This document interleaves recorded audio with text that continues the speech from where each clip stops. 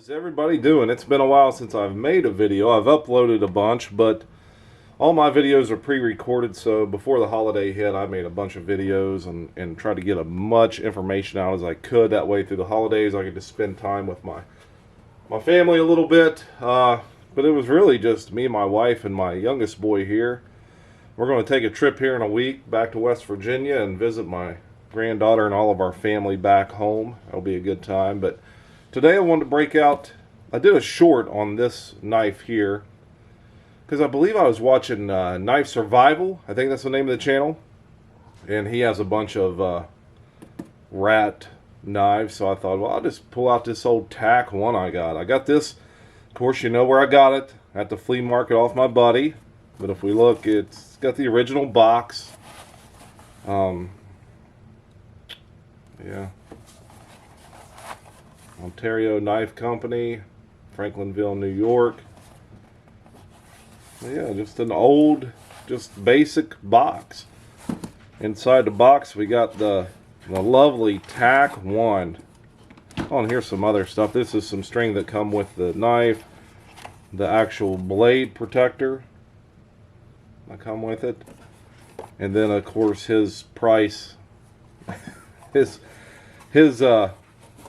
sales stamps there, and I know I didn't pay $125 for it. It says it on there, but I think I gave $90 for this knife. Never been used. But yeah, just look at it. You know, it's got the TAK-1 there on the tang. On the other side, it has Ontario. You can barely see it because it's got like this blued, I'm not sure what kind of finish that is, but it's almost like a bluing, but I'm not 100% sure. The only thing I did is I put a pretty fine edge on it. But yeah, if we look, we got some natural canvas micarta that could easily be swapped. Those scales could be swapped off there real easily. Kind of blocky, feels kind of blocky in the hand. This is just kind of straight up and down, but this is a knife it's made for utility. You know, this is what you would need. You're going into battle or whatever, and you need to get out of a situation real quick. This would be the knife you'd take. You can see I put this, this, whatever you call it on here, the paracord, you know, so you can kind of hold on to it. I didn't do a very good job at that, but the pommel just has a rounded style pommel. You know, natural canvas, and you know, like I said, it's probably got some type of Allen keys to get those off of there.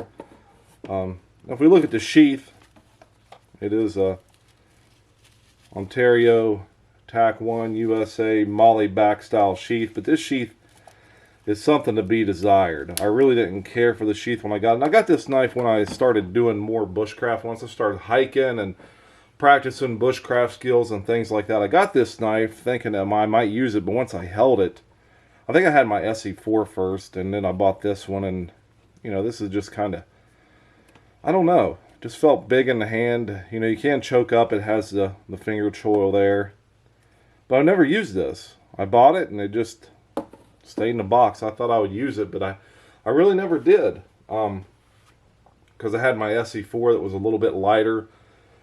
But then I moved to Bark River, of course. But I bought that knife, and I didn't care for the sheath, so I went online on eBay because I knew that there were some sheath makers on there, and I bought this sheath for it. Nice leather sheath, and I put some type. I think I put beeswax or something on this. I'm pretty sure after snow seal. That's what I put on, snow seal.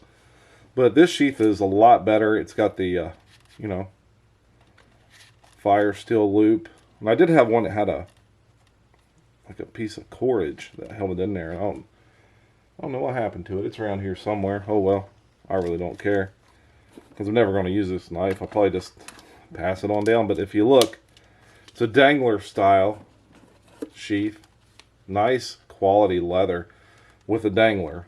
So I really like that.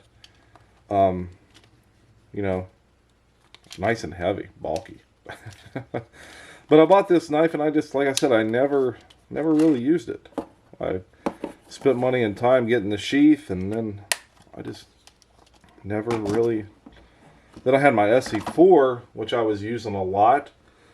But I tell you what, man, people on the web forums are just not kind on the SE forums, and I will talk about that here in a second. But let's do some measuring. So let's see overall how long this knife is. We'll go all the way to the pommel. We'll start at the 5-inch mark, and it goes all the way to 15. So it's a full 10-inch knife. It is a 10-inch knife. Let's do the cutting length. We'll start at the 10, and it goes to 14 1/4. So 4 1/4 inch just on the cutting length alone. But if we do the overall length, counting the finger choil, it is a full, well, no, like 4 3/4, counting that.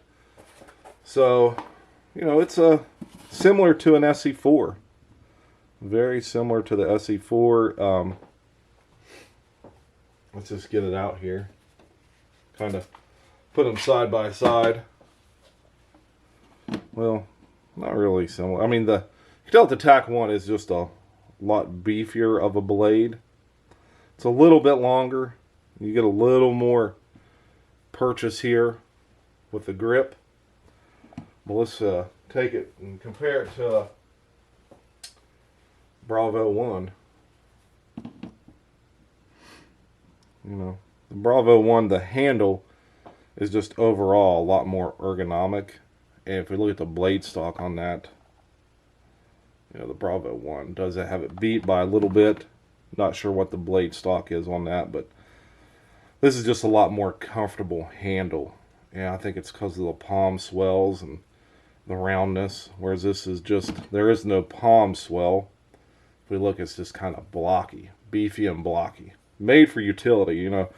Stab it through a helicopter door, twist it, get yourself out of a situation.